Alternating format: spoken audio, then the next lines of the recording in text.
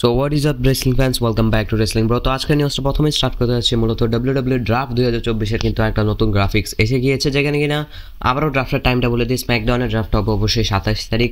SmackDown হবে বাংলাদেশ সময় অনুযায়ী, এবং মানডে নাইট রয়ের যে ড্রাফটটা হবে সেটা কিন্তু 30 তারিখে একটি রয় এই ড্রাফটটা হবে। তো এটাই বর্তমানে ড্রাফটের নতুন নিউজ ছিল। অনেক স্পয়লার, অনেক প্রেডিকশন কিন্তু এসেছেন, যেমন ব্লাড লাইনকে নিয়ে, রোমানকে নিয়ে, কোডিকে নিয়ে। তবে সেটা নিয়ে আমি এখন কথা বলতে চাই না। নেক্সট হচ্ছে কোডি রোডসকে কিন্তু অলরেডি অনেক হেটও মিলছে, আবার অনেক সাপোর্ট তো অবশ্যই রয়েছে, তবে হেটও কিন্তু মিলছে। তো হেটটা কী নিয়ে হচ্ছে সেটা মূলত বলে নিই। প্রথমত কোডি রোডসের টাইটেলটা যেভাবে ধরেন, এটা কিনে অনেকের সমস্যা রয়েছে, অনেক অকওয়ার্ড দেখা, এবং আর অনেকে তো এটাও বলেছেন তিনি হয়তো জীবনে কোনো টাইটেল হোল্ড করেনি, তবে অনেক টাইটেল হোল্ড করেছেন, যেমন কিনা AEW-তে TNT চ্যাম্পিয়নশিপ, এবং WWE তো intercontinental championship, tag team championship, অনেক রকমের টাইটেল হোল্ড করেছেন। তবে এখন কেন না জানি তিনি কিছু একটা অকওয়ার্ডভাবে টাইটেলটা ক্রিয়েট করে, মানে ধরেন সেটাকে নিয়ে ফ্যান্স অনেক সমস্যা রয়েছে। না পরে তার যেই মানে অলরেডি চ্যাম্পিয়নশিপ রেইনটা রয়েছে সেটা বোরিং হয়ে গিয়েছে, আবার তার প্রোমোগুলো অলমোস্ট সেম, এটা নিয়ে সবার অনেকটা সমস্যা রয়েছে। তবে এখনও তো তার ফিউড স্টার্টই হয়নি, তো সেক্ষেত্রে প্রোমোগুলো কিছুটা সেম হওয়া যেতেই পারে। কিন্তু সবচেয়ে বড় সমস্যা আই গেস এটা কোডি রোডসের না, সেটা হচ্ছে WWE যে কোডি রোডসকে প্রত্যেক শোকে আসলে দেখাতে হবে, মানে প্রত্যেক শোতে তিনি আসবেন। এটা হয়তো WWE ভুল ধারণা, কারণ যখন কিনা আপনার এখনও তার অপোনেন্ট আসেনি, তিনি এসে প্রত্যেক সপ্তাহে কী বা বলতে পারেন, সেটা বোরিং হবে, এটা স্বাভাবিক। দেখা যাক নেক্সট কী হয়। এবং আসলে কোডি রোডসকে এখন বর্তমানে হেট হচ্ছে, এবং অনেকে তো এটাই বলছেন যে পার্ট টাইম চ্যাম্পিয়ন থাকাটাই বেটার ছিল, মানে রোমান রিংস যেটা পার্ট টাইম ছিল, এখন লাভ কি যদি প্রত্যেকদিন তুমি এসে একই কাজ করো। দেখা যাক তার ফিউজ যখন স্টার্ট হয় তখন কীরকম হয়। অনেকের মধ্যে তার ক্যারেক্টার চেঞ্জ আসা উচিত, কিছুটা হলো জ্যাক আপ হওয়া উচিত, মানে একটু ফিটনেসে ধ্যান দেওয়া উচিত। ফিটনেস তো আছেই বর্তমানে, তিনি একটু বেশি বিল্ড করা উচিত বডি।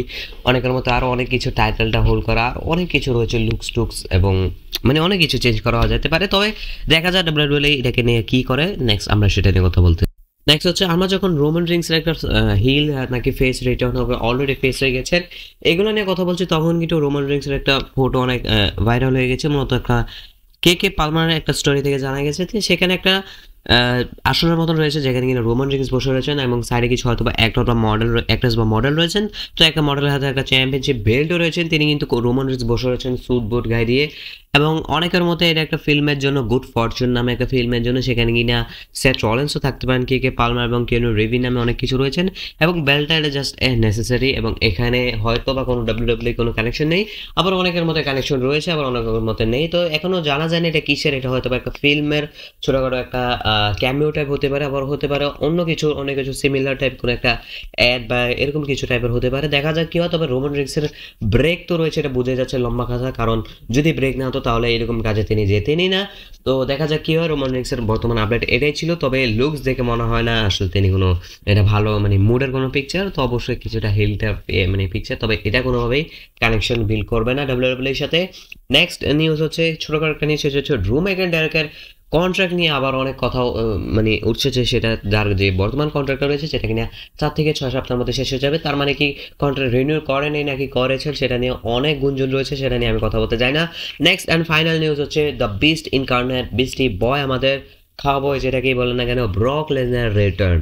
কারণ দেখেন ব্রক লেসনার কিন্তু অনেকদিন ধরে WWE থেকে বাইরে রয়েছেন, এখন কি আসবেন? কারণ দেখেন WWE একদম খালি হয়ে পড়েছে, রোমান নেই, রক নেই, রিয়া রিপ্লে তার টাইটেল হেরে গিয়েছেন, গুন্থারের টাইটেল রেইন নেই, তো সব কিছু নতুন হয়েছে। তবে ব্রক এখন বর্তমানে কি আসতে পারেন, কারণ যেহেতু ট্রিপল এইচ বলেছেন ব্রকের কোনো সমস্যা নেই, কোনো কাজ নেই, তিনি শুধু ঘরে বসে রয়েছেন, টাইম হলে তিনি আসবেন, তার নিয়ে কন্ট্রাক্টে রয়েছেন, তাকে ইউজ করবেন। তো তার এর থেকে ভালো ব্যাটার সুযোগ আমি জানি না আসবে কিনা, কারণ এখন অবশ্যই কার সাথে ফিউড করবেন এটা নিয়ে সমস্যা রয়েছে। তবে এখন কিন্তু গুন্থারের সাথেও ফিউড করতে পারেন, অবশ্যই রেসেলমেনিয়াতে করতে হবে এমন কোনো কথা নেই।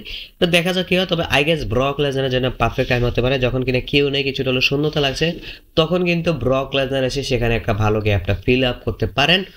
তো এটাই ব্রক লেসনারের জন্য পারফেক্ট টাইম হতে পারে, যদি কিনা তারা আরও বড় প্ল্যান করে রাখেন যে হ্যাঁ এই টাইমে আমরা ব্রক লেসনারকে আনবো, তাহলে এখন আসতে যাচ্ছে না, এটা শিওর হয়তো বা পারফেক্ট মোমেন্টামে আসবেন।